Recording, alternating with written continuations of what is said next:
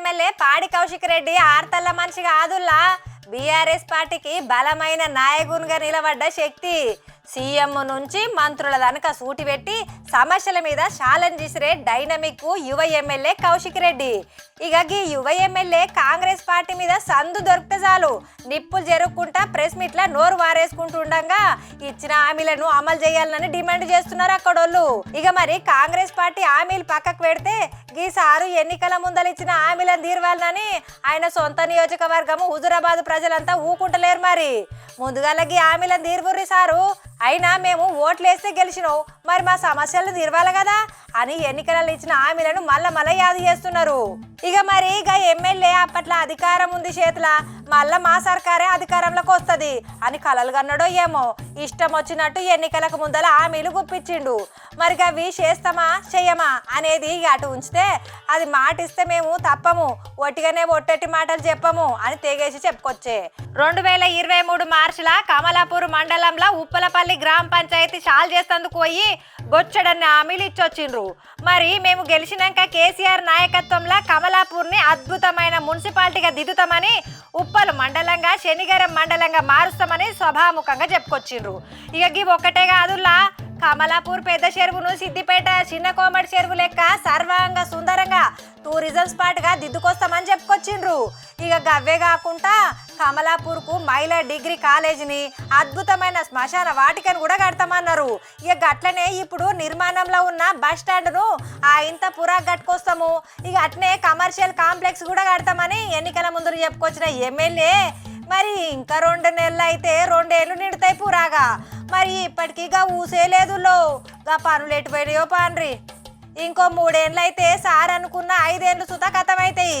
మరి ఈ హామీలు ఎన్నడు పూర్తయితాయో ఏమో.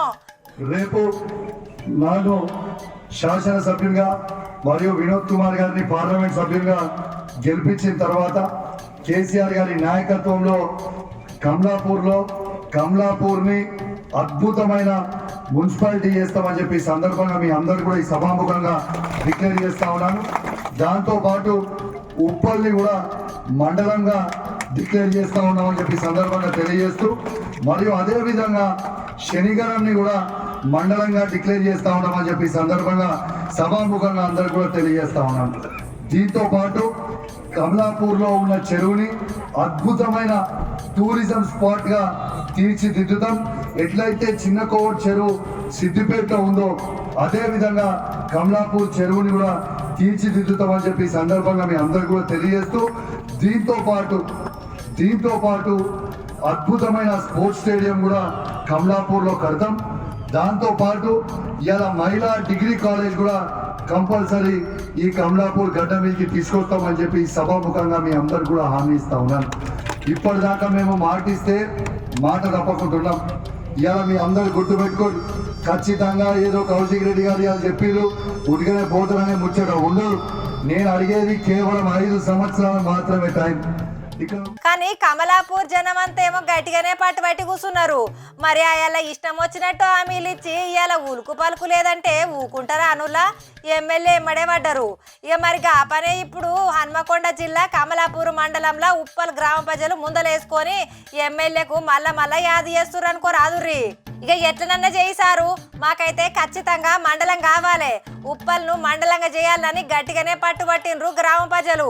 ఇక నిన్న ప్రత్యేక అధికారి సమక్షంలో తీర్మానం కూడా చేసిండ్రులా. ఇక మరి వీళ్ళను చూసినాక శనిగరం ఊరోళ్ళు ఊకుంటారా, వాళ్ళు సుత తయారయ్యిండ్రు. లాస్ట్ గ్రామ పంచాయతీ నేను ఈ సంవత్సరం ఓపెన్ చేసింది శనిగరంగా మిగిలిపోతుందని చెప్పి సందర్భంగా తెలియజేస్తూ, మరియు రేపు డబ్బాలు ఇప్పిన తర్వాత ఈ మండలంలో ఈ 23 గ్రామ పంచాయతీలలో శనిగరం ఇస్తారని మనస్ఫూర్తిగా కోరుకుంటూ, మీ అందరూ కూడా ఆశీర్వాదం ఉండాలని మనస్ఫూర్తిగా కోరుకుంటా ఉన్నాను. ఇక కడ్మ హామీలు సుత తీర్వాలని కమలాపూర్ మండలం ప్రజలు కదం దొక్కుతున్నారు. ఈ హామీలు ఎప్పుడు నెరవేరుతాయో ఏమో గాని ఎమ్మెల్యే కౌశిక్ రెడ్డి సార్ అయితే ఇబ్బందులు తెచ్చే పరిస్థితులు కనిపిస్తుండగా కాంగ్రెస్ లీడర్లు సైతం ఇచ్చిన మాట నిలబెట్టుకోవాలని పట్టుబడుతుండ్రు.